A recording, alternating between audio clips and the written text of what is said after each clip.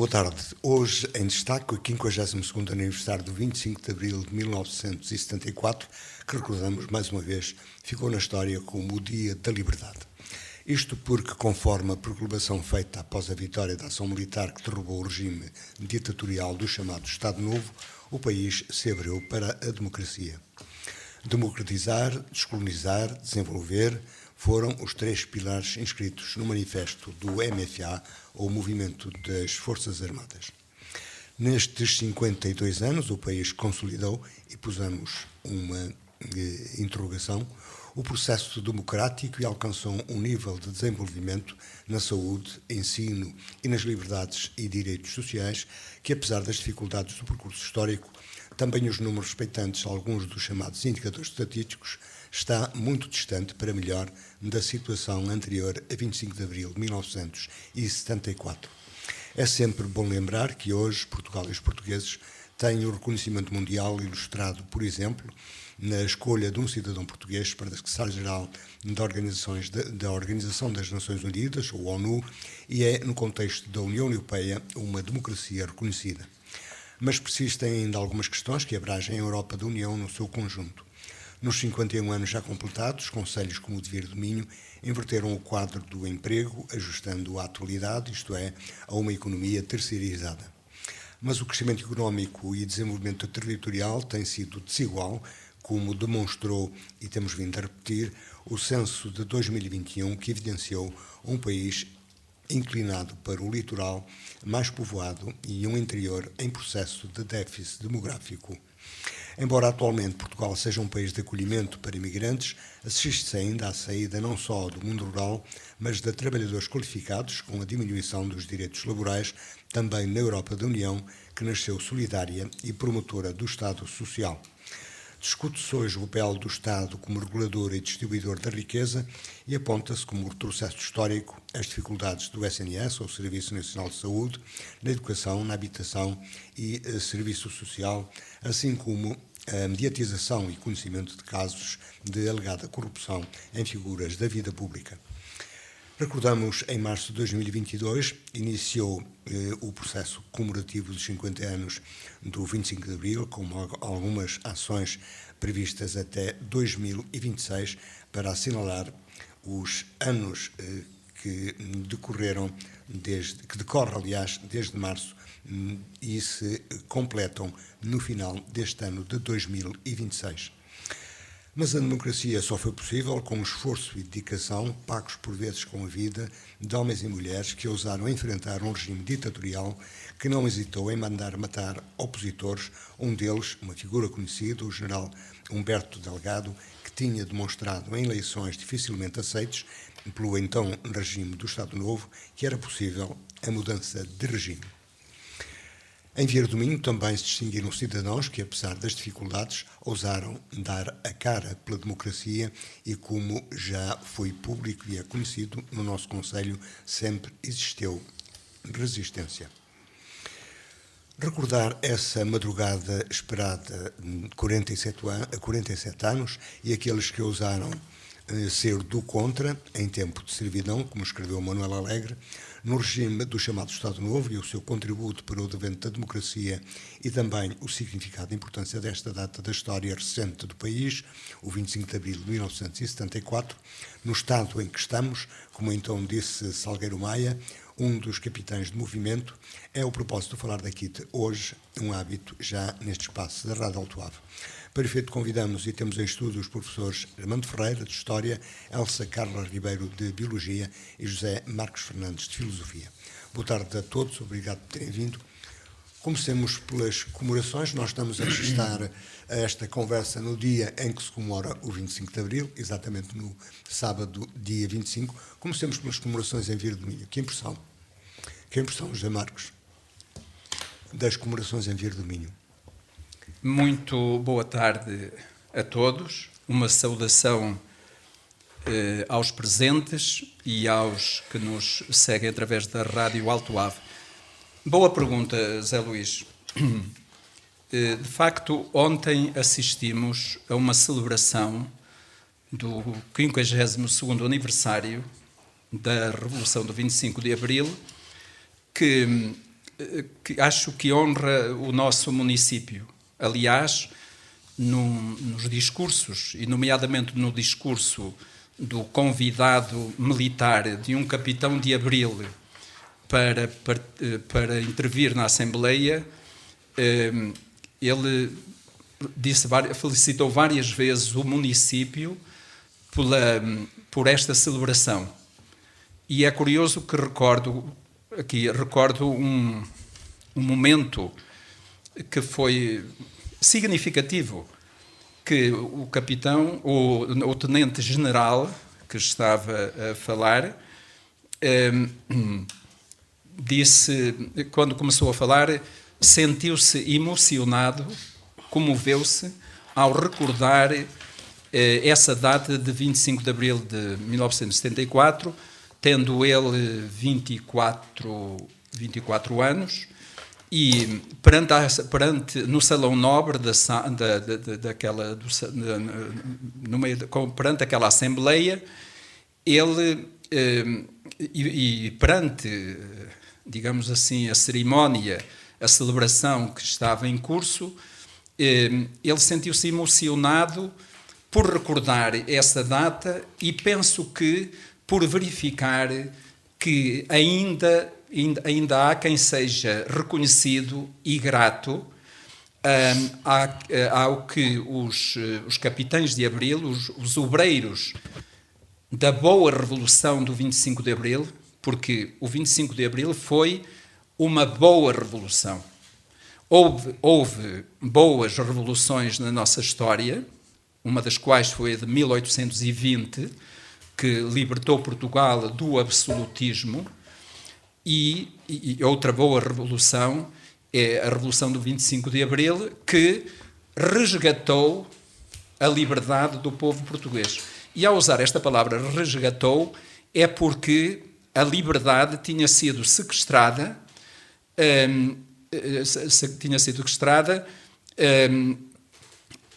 na Revolução de 28 de maio de 1826. Estamos a recordar os 100 anos. No seu podcast de história, o Dr. Armando Ferreira falou já dessa... Partiu de Braga. Partiu de Braga, exatamente. E estamos a celebrar os 100 anos desse golpe de Estado que sequestrou a liberdade dos portugueses e que se manteve sequestrada durante de 1926 até 1974. Mas como escreveu Manuel Alegre, houve sempre alguém que resistiu. Exatamente, e essa resistência é precisamente para recuperar, para repor o contrato social entre os governantes e os governados, que foi o mesmo sentido da Revolução de 1820. Mas passados... E já da Revolução Francesa, com Rousseau, não é? Exatamente, com a mãe de todas as revoluções, mas que foi a Revolução Francesa. Quase 52 anos completos do 25 de Abril, ou 52, exatamente, há quem ponha em causa os capitães de Abril. Ora bem, e esse é outro tópico, José Luís. Recordamos que no dia 13 deste mês de abril, houve um confronto na comunicação social, na televisão, entre um historiador e um crítico, um intelectual e um defensor da Revolução de 25 de Abril, que considerou que foi a regeneração da pátria, um confronto com um inimigo da Revolução. Mas que a Revolução acolhe na vida democrática. Pois, mas esse inimigo... Portanto, isto para dizer que a Revolução do 25 de Abril não está assumida, não é? Nem está garantida. E uma coisa terrível que foi dita nesse debate é que o 25 de Abril tinha sido uma traição à pátria, não é? E que os capitães de Abril eram uns traidores. E ele dava como exemplo o problema da descolonização. Ora, isto significa que, de facto... É contra a história. Que, de facto, a democracia tem inimigos e, por isso, é que se justifica a celebração desta data. Eu acho que é muito importante, eu entendo que a celebração do 25 de Abril é como regar as raízes da democracia e não as regando, corre-se o risco da árvore da liberdade e da democracia e do desenvolvimento estiolar e secar. E por isso, viva o 25 de Abril e as suas celebrações também em Vieira do Minho. Elsa Ribeiro. Olá, antes de mais... Em Vieira do Minho e o estado em que estamos. Antes de mais, boa tarde aqui aos meus colegas de painel, ao professor Armando e ao professor Marcos Fernandes e ao Zé Luís. Em Vieira do Minho estamos, tal como em Portugal, num Estado democrático, com todos estes handicaps, muitas vezes, do que é uma democracia e como é que ela deve funcionar. Nos discursos de hoje vimos o quanto importante continua a ser a celebração de Abril, e o quanto pertinente o continua a ser. Acima de tudo, nesta altura quando se fala em tanta xenofobia, dificuldade de inclusão e de integração, inclusive em contexto escolar, com tanto processo de bullying, muitas vezes comportamentos desajustados, e tudo isso também é a altura para falarmos de democracia, porque do respeito pelos outros, de convivermos socialmente com os outros. Como diz também a Associação 25 de Abril, que costuma, nesta altura, na sua página, publicar uma nota, é preciso continuar, não está nada garantido, como se diz. Não está nada garantido e, tal como acabou de dizer o professor ainda agora, há que regar essas raízes da democracia, porque senão corremos o risco de perdermos valores, e alguns dos valores muito importantes que são basilares para a humanidade, como o respeito, a igualdade e a capacidade de colaborarmos e cooperarmos uns com os outros. E desde tenra idade deve serem incutidos estes valores, quer na escola, quer na família. E acontece? Na escola em particular? Posso-vos dizer que fui desafiada pela direção a fazer, uma vez que tinha estado em termos do município nas funções de variação e depois de presidência, a falar com os alunos, desde o 5º ao 12º ano, sobre a democracia e as instituições. E posso-vos dizer que foi um desafio muito agradável para mim, porque pude ter conversas com eles sobre basicamente o que é uma democracia, o funcionamento das instituições, o direito a voto, o facto de, historicamente, a mulher nem sempre ter tido direito a voto, a importância de salvaguardarmos isso, de termos um Estado democrático, e a maioria dos nossos alunos, por exemplo, não tem grandes conhecimentos sobre como era antes do 25 de Abril. E atenção que eu ontem ouvi um comentário em termos da comunicação social, eles não têm grandes conhecimentos porque também sempre viveram em democracia e muitas vezes quando não se vive na pele... É um estado natural. As pessoas têm mais dificuldade em percepcionarem esse mesmo estado. Mas estudam a história. Mas estudam a história, aliás, eu tenho aqui à minha esquerda o meu professor de História de 9º ano, um excelente professor e uma referência para mim, e que posso-vos dizer que o quanto importante é o estudo da história e, acima de tudo, o ir ao contexto dessa mesma história, porque descontextualizarmos o 25 de Abril para os dias de hoje, muitas vezes é fácil. Contextualizarmos com toda a abrangência que teve na sociedade, estamos a falar nos anos 70, é muito diferente. Mas deixe-me perguntar-lhe, em relação à escola, embora falando agora completamente como um elemento também da escola. Como professora. Exatamente, como professora. A escola cumpre essa função de criar nos jovens estudantes esta compreensão da democracia. A escola cumpre essa função. E dos valores cívicos. A escola cumpre essa função, cumpre-a desde o pré-escolar até, no caso de Vieira do Minho, desde o pré-escolar até ao 12º ano, cumpre diariamente. Tenho a certeza que os valores da democracia são os valores que devem estar numa sala de aulas, porque eles são transversais à vivência de todos os dias. Há momentos próprios, em termos curriculares, na disciplina de História, mas é transversal a toda a lecionação, a toda a atitude do aluno em contexto de sala de aulas, quer na parte de cidadania, quer em qualquer disciplina. Ao colocar regras regras ou discutirmos o funcionamento até de um simples trabalho de grupo, estamos a ter uma atitude democrática, a valer-nos valores democráticos. Quem fala, a participação, a cidadania, isso tudo é trabalhado independentemente do contexto, ser de biologia, ser de filosofia, ser de história, ser de português ou qualquer outra disciplina. Os valores do respeito, da participação, por exemplo, algo que, quando eu regressei agora à escola, notei que os atuais alunos têm bastante mais dificuldade, no fundo, em fundamentar as suas opiniões, em discutir, em participar na vida ativa da instituição, porque se fecham muitas vezes na comunicação, nas redes sociais, e isso muitas vezes nos extravasa para conversas, para diálogos, para tertúlias. E muitas vezes eles têm dificuldade em manifestar a sua opinião, em fazer as suas sugestões. Por exemplo, o ato de elegerem o delegado de turma é um ato de democracia. É que começa logo até no primeiro ciclo, não é? Exatamente, ou seja, é um ato de democracia, onde eles, no fundo, estão a eleger o seu representante. E com consciência disso? Claro que tive essa conversa com eles, alguns foi com consciência, outros foi por ser o amigo, outros foi por quase um convénio de interesses, mas, acima de tudo, a noção de que desde tenra idade se faz escolhas e se escolhem os representantes e que esses representantes devem ter um certo perfil. De qualquer modo, hoje a democracia corre riscos. Corre riscos, como sempre correu e continua a correr, e os riscos são riscos muito, muito sérios. Cada vez mais nós temos um mundo global e o facto de termos acontecimentos como, por exemplo, guerras, que embora não sejam o nosso território, condicionam muito o nosso território, a nossa maneira de ser e de pensar, porque no mundo global todos esses fatores influenciam. E a nossa qualidade de vida também. A nossa qualidade de vida, a nossa liberdade, no fundo, até a nossa segurança. E tudo isto é muito condicionado porque deixamos de estar, e bem, orgulhosamente sós, para estarmos num mundo global onde tudo é muito influenciado. Manuel Ferreira, as comemorações em Vieira do Minho e o estado em que estamos. Claro, é meu dever começar por saudar meus colegas de painel, saudações abrilistas, que significa saudações democráticas e, logicamente, também todos os ouvintes da Rádio Alto Ava.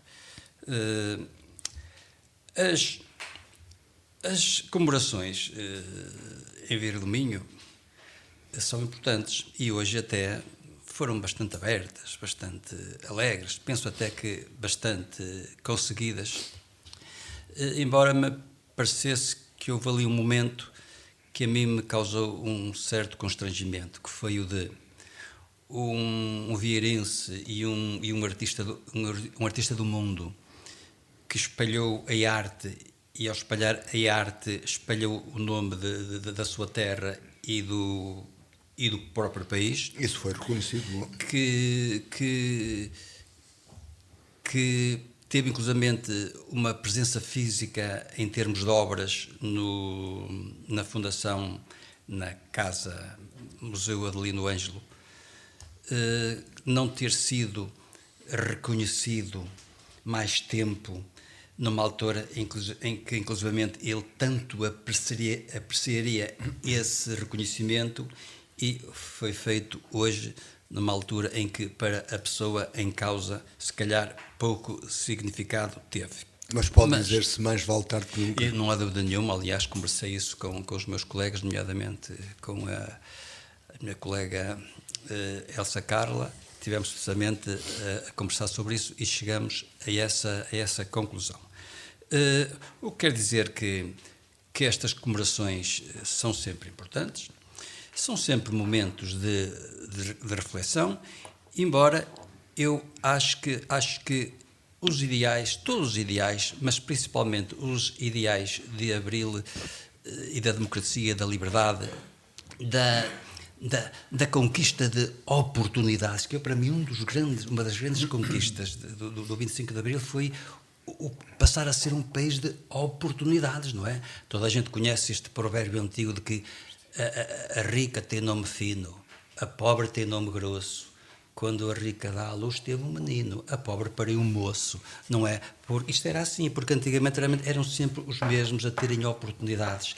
independentemente de terem capacidades ou não, e o Abril veio realmente permitir, para além do que toda a gente sabe, de libertar-se de um isolamento, a liberdade, o respeito, mas as oportunidades são realmente muito importantes. Por isso é que eu acho que estas ideias da democracia, as ideias abrilistas, devem fazer parte do cotidiano das pessoas e não, muitas vezes, Mas há quem afirmando isso tem comportamentos que não se ajustam à afirmação de que é preciso o convívio democrático, o respeito pelo outro e pela opinião do outro. Há quem, afirmando esses princípios, não os pratica. Bem, mas isso é como tudo. Isso é como qualquer regra, nunca há regra sem exceção, e ainda bem que assim é. Mas isso não, mais uma vez a pergunta, mas isso não corresponde, não significa um risco também para o desenvolvimento do processo democrático? O processo democrático, como um processo que não é um processo acabado, corre sempre riscos. E nós sabemos muito bem, e temos que estar atentos, principalmente as pessoas que mais abertas, mais letradas, que acompanham mais o pulsar do dia-a-dia, sabem muito bem que sempre que o presente hesita, sempre que o presente fraqueja, o passado oferece-se como solução, não é? Se as regras e o modelo democrático falhar, há quem se apresente como solução para esse falhanço. E nós sabemos muito bem, muitas vezes, quais são as consequências dessa mudança e de quem se oferece, porque é fácil muitas vezes contestar e de forma populista dizer que tem uma varinha mágica para a solução de todos os problemas, mas depois não os tem. Mas uma coisa é óbvia: quando o presente hesita e fraqueja, o passado oferece como solução e vamos lá, vamos ser realistas, vamos reconhecer o que está a passar neste momento em Portugal nessa matéria. Mas o problema é este: nesta sociedade da informação, onde particularmente as redes sociais são uma fonte de informação para muita gente ou de deformação. Sim. As redes sociais, mais uma vez, voltamos ao mesmo. As redes sociais têm ferramentas que são de uma enorme utilidade. Agora, o que é importante é que a pessoa esteja devidamente informada e formada para poder separar o trigo do joio. E isso nem sempre é fácil. Principalmente nesta matéria, neste tema que estamos a discutir, isso nem sempre é fácil. Por exemplo, em relação à juventude essa que não sabe, não viveu, não teve as vivências dos problemas próprios de um regime não democrático. De qualquer maneira, mas como falou aqui a minha colega, de qualquer maneira, nem tudo está a correr mal. A escola, eu concordo em parte com a Elsa, não concordo a 100%, porque a escola, da maneira que está hoje, nem sempre pode chegar a determinados objetivos. A escola hoje está demasiado, não é por culpa dos professores, está demasiado programada, muitas folhas de Excel, muita necessidade daqueles, e depois, e se calhar pouca discussão, pouco debate.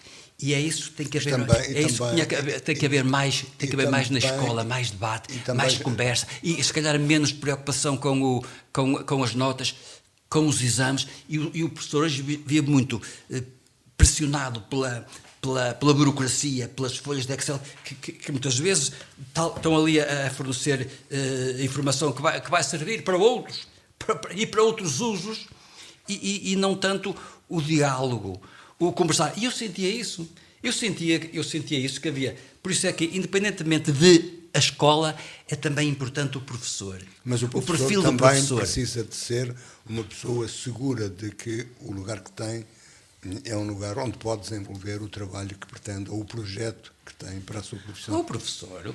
E hoje o professor tem isso? O professor tem, se quiser tem. Por isso é que há professores e professores, há aqueles que têm uma filosofia de ser e outros não, e por isso é que há professores que inclusivamente são professores e outro é o professor, a professora, não é? O artista, a artista. Portanto, isso também tem influência. Mas, como eu estava a dizer, as coisas vão indo, vão encaminhando. Eu ainda ontem estive aqui a fazer uma gravação e eu encheu-me o coração de entusiasmo quando eu olhei ali para aquela janela e estavam ali dezenas de crianças da escola Domingos Abreu. Domingos Abreu, ali muito, muito curiosos. E depois, de tarde, então ainda fiquei mais consolado. É que penso que foi a própria Rádio Alto Ave que postou, que pôs um reel com os alunos do quarto ano a cantarem ali tenho a papoila. Sim. Como é que essa... A gaivota. Uma gaivota voava. Mas ali uma coisa lindíssima. Estão a ver? Estes professores tiveram um gesto bonito, um gesto de louvar, e os alunos corresponderam. E é nesse sentido que se tem que trabalhar. Porquê? Porque nós temos que ter consciência, e como falou aqui, podemos usar a expressão que a democracia tem que se regar, podemos usar. Agora, não há dúvida nenhuma que a democracia faz-se no dia-a-dia com os nossos gestos, com as nossas atitudes. E essencialmente com o quê? Com o exemplo. Não é com as palavras, é com o exemplo. Porque um discurso bonito, que hoje até vamos ali à inteligência artificial, metemos lá meia dúzia de toques, eles fazem-nos ali um discurso que até faz chorar as pedras da calçada. Isso não é que interessa. Interessa o exemplo. O exemplo de cada um. É a prática democrática. O seu exemplo abrilista e democrático, isso é que é importante. É a prática democrática, José Marcos. É. Sobretudo. Pois, evidentemente, também é a prática, mas também a crença. Mas vou lembrar, não é que não o saiba, é que na democracia tem acesso à informação aqueles que respeitam a democracia e aqueles que nem tanto. Ou estão lá para, aparentemente, dar a volta ao texto, como se costuma dizer. Quer dizer, a questão é evidente, quer dizer que a democracia tem inimigos, há visões diferentes, quer dizer, e no fundo o que está hoje o populismo e os movimentos ditatoriais, de facto, são ameaças à democracia, mas a democracia aí está, não é só a prática, é também a crença, portanto, ou as ideias também são muito importantes, isto é, a visão que nós temos do mundo, e isso também é o tal pensamento crítico e que deve ser trabalhado também a partir dos bancos da escola, é da visão que nós temos tanto do ser humano como da sua vida em sociedade, da sua convivência, não é? Ora bem, e essa visão é muito diferente. Eu acho isso importante, quer dizer, se nós consideramos o outro como um lobo, o outro como um inimigo, não é? O outro como um concorrente, não é? Isto pode ser um estímulo. Não, isto perverte, digamos, a prática. Agora, se eu considero o outro como um companheiro, ou então, como dizia o meu professor, falávamos do Padre Manuel Antunes, numa cadeira lá na Faculdade de Letras de Lisboa, na cadeira de Cultura Clássica, que ele falava de que nós podemos ter três visões diferentes do outro. O tal ideia, o homem é um lobo para outro homem, homo homini lupus, ou o outro é apenas um companheiro, homo homini socius, ou o outro é um irmão, homo homini frater. Ora bem... Ou então um provocador, como é referido, referiu-se em dizer... o recente debate entre homens. Evidentemente que nós temos formações... Dois homens de lados diferentes. Exatamente. E é a visão democrática e uma visão autocrática. Uma visão, digamos assim, universalista, humanista e universalista, e uma visão sectária, uma visão, digamos, racista, não é verdade? Portanto, são visões diferentes. Isto para dizer, Zé Luís, que a visão, e a professora Elsa falava isso muito bem, quer dizer, desse trabalho que é preciso fazer na escola ao nível da educação física, é a partir dos bancos da escola. Há quem considere que isso é discutível. A partir dos bancos da escola nós podemos formar democratas ou autocratas, podemos formar pacifistas ou podemos formar belicistas. Há quem considere isto, quer dizer, a partir dos bancos da escola, não é? Há quem ponha cenários mais terríveis. Isso pode ser feito ainda no berço. Pois, e nós temos, olha o que se passa, por exemplo, na União Soviética, na Rússia, quer dizer, a inculturação que é feita... Mas é só na Rússia? Não, Russa, e nos países islâmicos, nas madraças, onde se ensina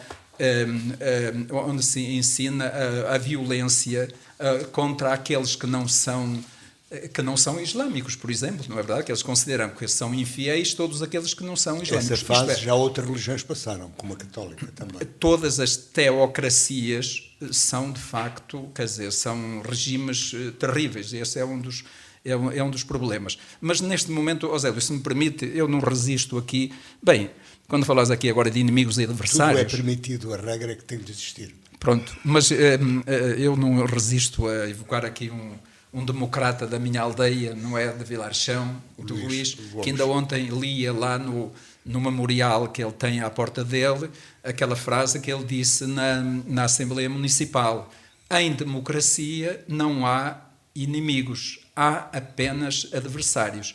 Nós temos visões diferentes, estamos em lugares diferentes, mas lutamos todos pelo mesmo fim, que é o bem comum dos vieirenses.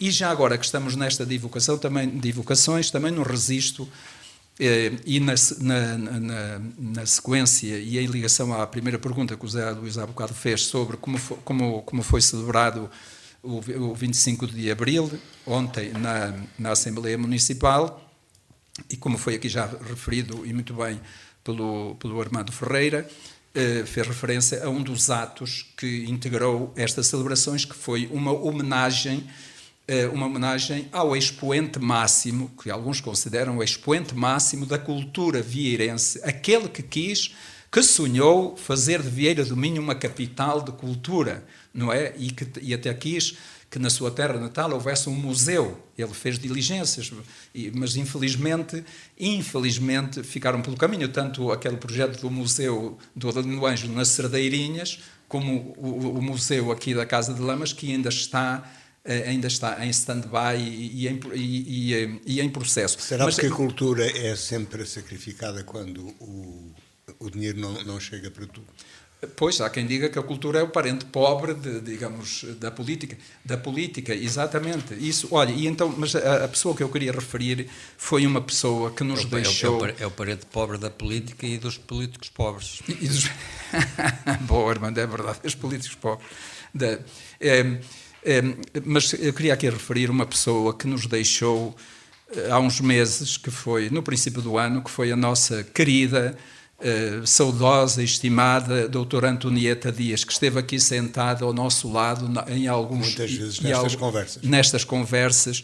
E que, portanto, faleceu no dia 11 de janeiro deste ano, com 73 anos, uma médica de referência, digamos, uma figura poliédrica, que ela foi professora, foi de medicina legal, etc. Ela também foi autarca na década de 90. Com mérito, é bom dizer. Com mérito, que foi uma vereadora da cultura, de facto, exemplar. E ela era, de facto, uma apaixonada pela cultura vieirense, porque entendia que, de facto, a cultura era um fator, olha, tanto era também um fator de ascensão social, não é, como se diz, e de realização humana, e ela era uma amiga e uma admiradora indefetível da vida e da obra do grande mestre. Eu quero aqui recordar que no final de 2018 ela se empenhou na criação de uma associação chamada Paletarte, que era a Associação dos Amigos da Casa Museu Adelino Ângelo, que, de facto, em 2019, essa associação teve uma ação, acho eu, notável, porque promoveu várias ações, por exemplo, nas escolas. Olha, estou-me a recordar de que Também passou por aqui, pela rádio.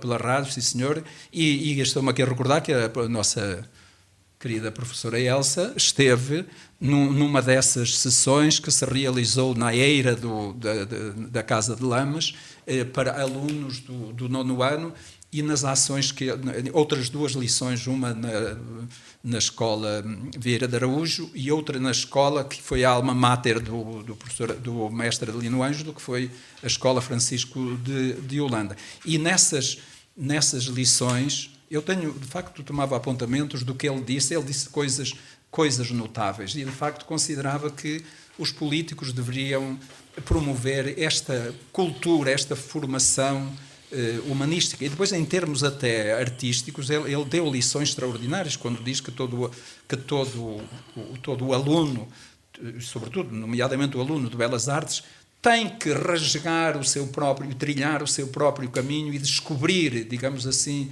a sua via, a via a seguir. Portanto, notável. A pergunta inicial do Zé Luís era a prática da democracia. Sim, eu concordo com o professor Armando, diz que isto é no dia-a-dia que se vê e se nota se um é democrata ou não é democrata. Quem não respeita, falámos aqui desse célebre polémica lá do dia 13 deste mês, entre o Pacheco Pereira e o André Ventura, isso é um exemplo de uma prática miserável, não é? De não democracia, isto é, de não respeito, de não diálogo. Mas também de resistência.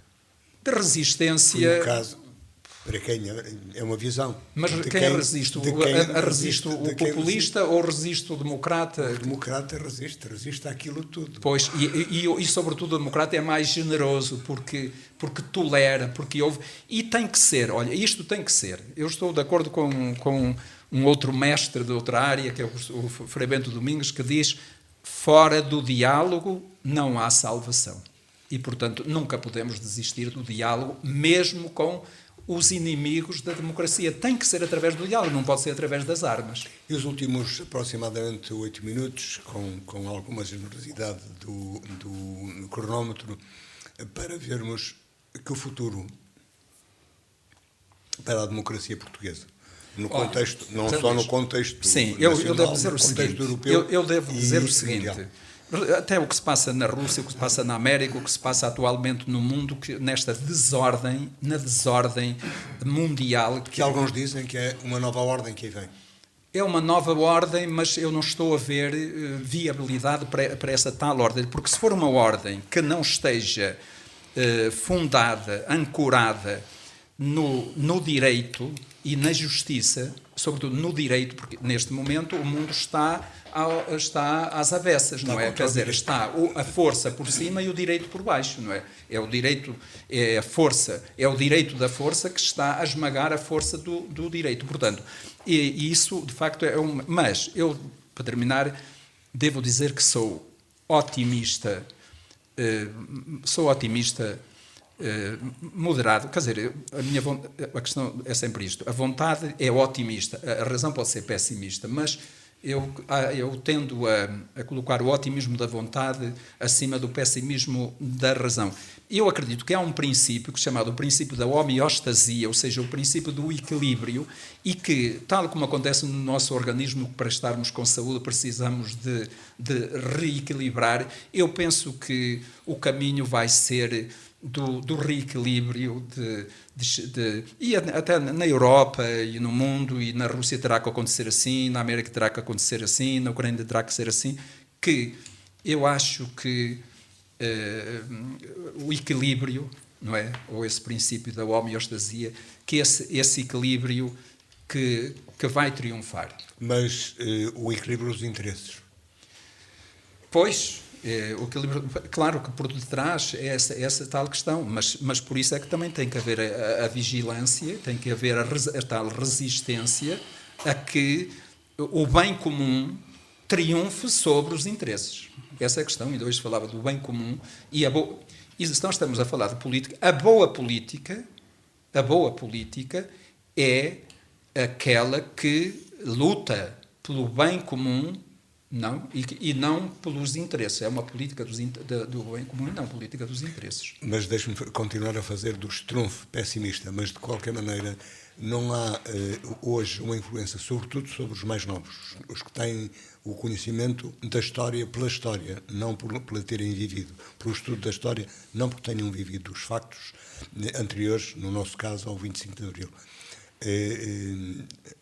A aptidão que têm hoje e o estímulo que têm hoje nas redes sociais não é um obstáculo para a sua consciencialização destes valores mais nobres da democracia.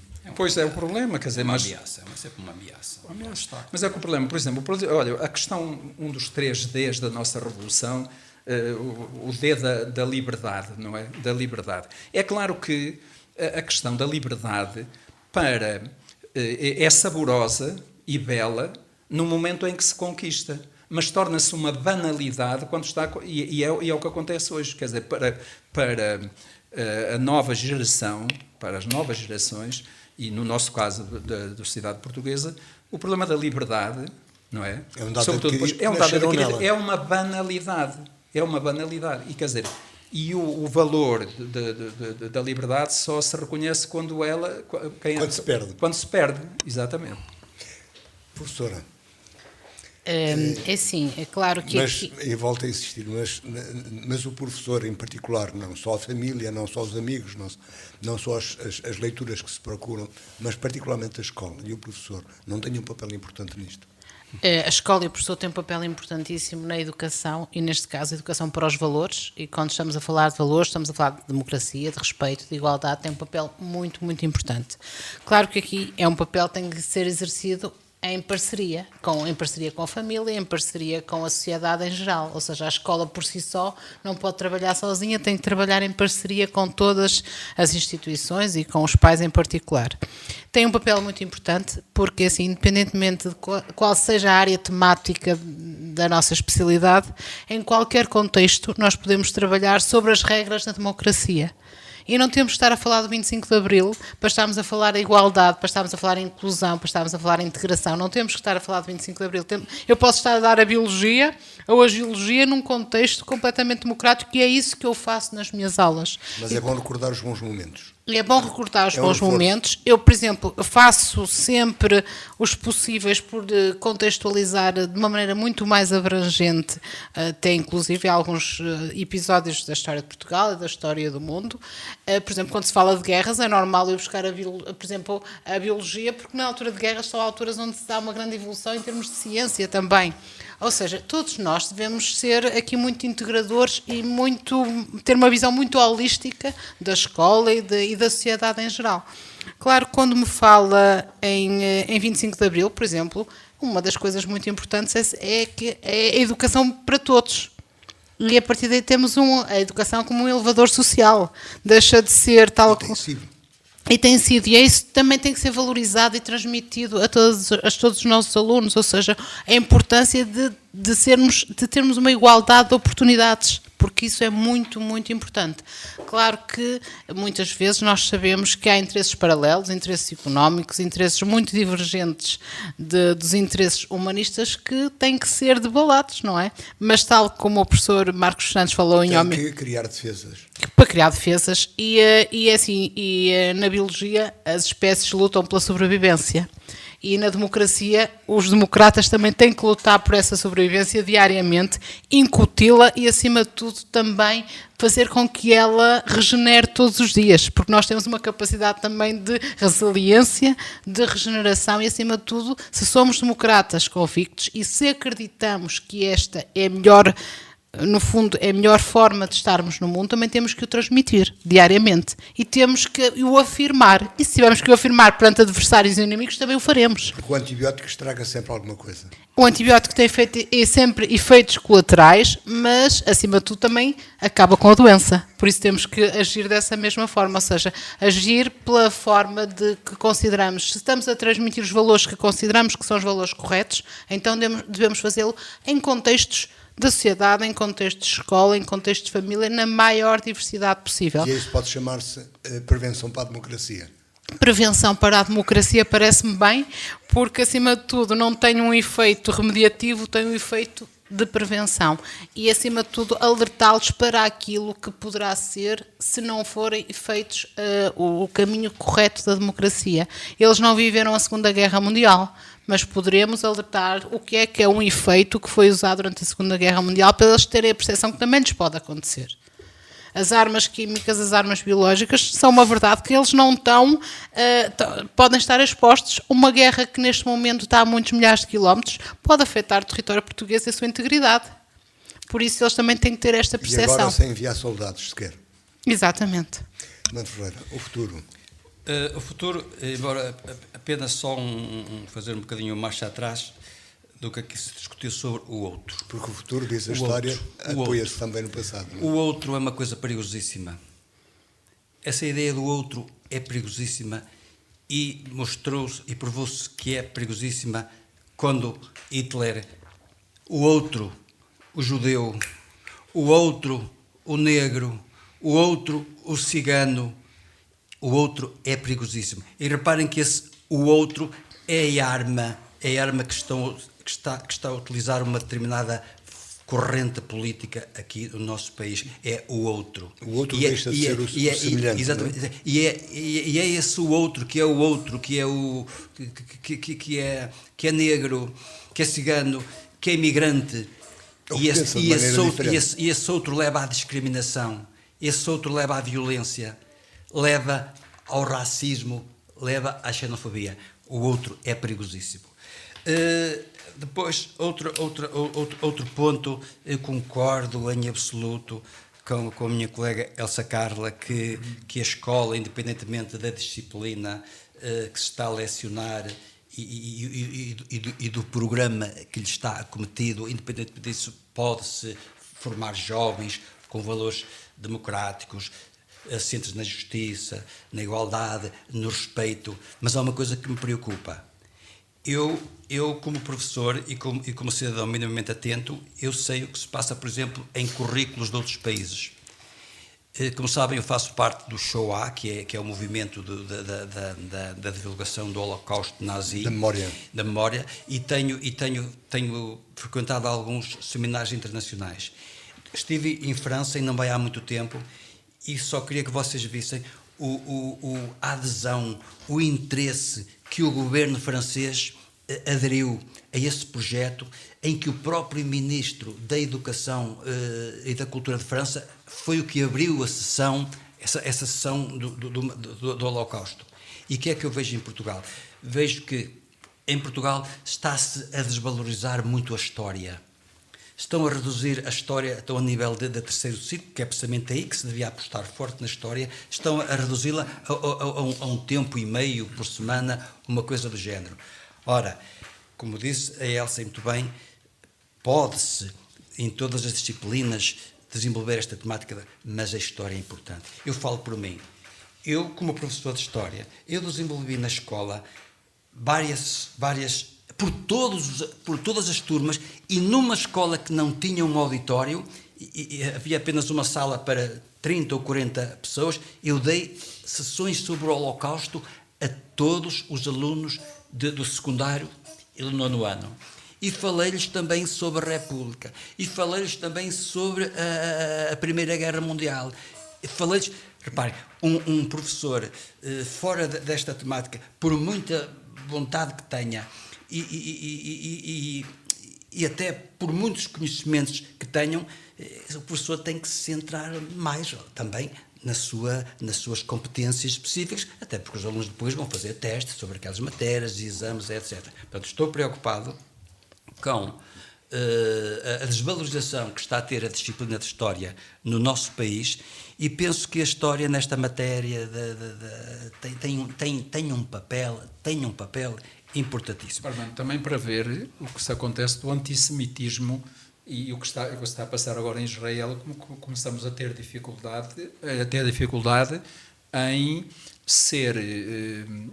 ser solidários com Israel, não é? Claro que sim, Pois. claro que sim, claro que sim. E, ora, aí está. E é precisamente esse professor de História que conhece todas essas realidades que vê. Portanto, eu estive lá. E eu fiz um seminário internacional em 2012, em Jerusalém, precisamente na Yad Vashem, e nós apercebemos perfeitamente que eles queriam, de certa forma, inculcar na turma valores do antissemitismo. Que nós fôssemos defensores dos horrores do nazismo, etc. E realmente, nesse aspecto, somos, mas não somos com os objetivos também que eles queriam, de que eles é que são realmente os puros, tudo bom, e que não há mal do outro lado. E está-se agora a provar, e como dizes muito bem, Marcos, que o exemplo, não é? O exemplo que estão a dar, não só nesse aspecto da perseguição, e ao fim e ao cabo, o que é que eles pretendem? Se o Hitler pretendiu, com os campos de concentração, destruir a liquidação, eles estão a fazer isto agora em relação aos palestinianos, etc. Mas Estão a ver? E repare, estes pormenores, logicamente que o professor de matemática, por muita vontade que tenha, passa um bocadinho ao lado. Só um minuto para cada um, como dizia o nosso vizinho Lorca, o caminho faz-se caminhando. E o caminho é este, é de estar atento, vigilantes, e são caminhos vários, que, como a professora Elsa e o professor Armando focaram, temos que valorizar muito, digamos assim, o papel da escola, mas também exigir responsabilidade dos governantes. Isso também é muito importante, porque são os maus governantes que alimentam estes movimentos populistas e ditatoriais, não é verdade? E a descrença da democracia. Portanto, estas celebrações, acho eu, como esta do 25 de Abril, é uma boa oportunidade, é um bom momento para fazer uma espécie de autocrítica e, no fundo, saber em que ponto estamos e para onde queremos ir. E nós queremos seguir os caminhos que Abril abriu. É claro, não poderia estar mais de acordo, devemos seguir os caminhos que Abril abriu, e também agora aqui um ponto de intergeracionalidade. Faria muito bem às nossas crianças, aos nossos alunos, falarem com os mais velhos, com os seus avós, com os seus familiares que viveram no antigo regime, para verem as experiências que eles tiveram. Porque, no fundo, também somos passado, e esse passado está muitas vezes em casa, ao lado, o avô, a avó, um parente mais próximo e que seja idoso, que muitas vezes são excelentes. Mas isso não é uma discussão mais longa, é que a família hoje já não é que era. Mas que faz bem. Continua a ser família. Que faz bem e que deve ser valorizado. Ou seja, aqui há pilares que devemos valorizar se queremos continuar a seguir os caminhos da democracia. É o pilar da valorização da escola e da família. Ora bem, o caminho faz-se caminhando, logicamente, mas temos que estar atentos e também preocupados. Se repararmos, antes do 25 de Abril, havia aquele grande slogan que a necessidade da paz, do pão, da habitação, da saúde e da educação. Se nós repararmos, tirando aqui a questão da paz, continua a haver problemas delicadíssimos sobre o pão, quer dizer, sobre o emprego, sobre a habitação, sobre a saúde e a educação. E aí vou ao encontro da ideia do Marcos, os nossos governantes têm responsabilidades e, mais que isso, têm culpas. Mas também têm cidadãos. Sim, mas se agora não temos a preocupação, por exemplo, da paz, mas podemos meter agora aqui a preocupação da justiça. Porquê a justiça? Porque a justiça leva à descrença da sociedade nos políticos. É injustiça. Porque a injustiça, a falta da justiça leva à injustiça. E que é que nós vemos até em pessoas com alguma sensibilidade democrática? É que foram pessoas que viveram em tempos onde havia uma certa autoridade. Só que eles confundem o que é autoridade com o autoritarismo. E o que é certo é que esta falta de autoridade, esta justiça que se arrasta, esta justiça que não é célere e esta justiça que nem sempre funciona, isso vai logicamente funcionar quê? Como combustível, como motor deste populismo. Um fator de descrença. De descrença. É um fator de... Porquê? E este populismo, inclusivamente, aproveita-se de uma narrativa do passado, estão a ver? O Salazar, antigamente é uma narrativa do passado para estar a conquistar o eleitorado e votos do presente. E quem tem responsabilidades nisto?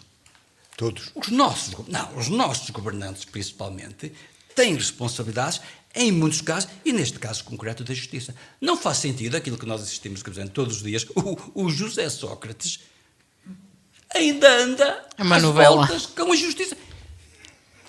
Isso não é democracia, nem é admissível num país democrático. São esses maus exemplos que às vezes condicionam todo o resto. Muito bem, ficamos então em suspenso para uma nova conversa, não só à volta de Abril, como de outras questões. Agradeço a presença dos professores José Marcos Fernandes, Elsa Ribeiro e Armando Ferreira. Falamos do 25 de Abril, mais uma vez, que se comemora neste dia em que estamos no ar a primeira vez. Onde quer que nos tenha escutado, continuo com um bom fim de semana, 2 a 8 dias. Vamos continuar a falar daqui. Boa tarde.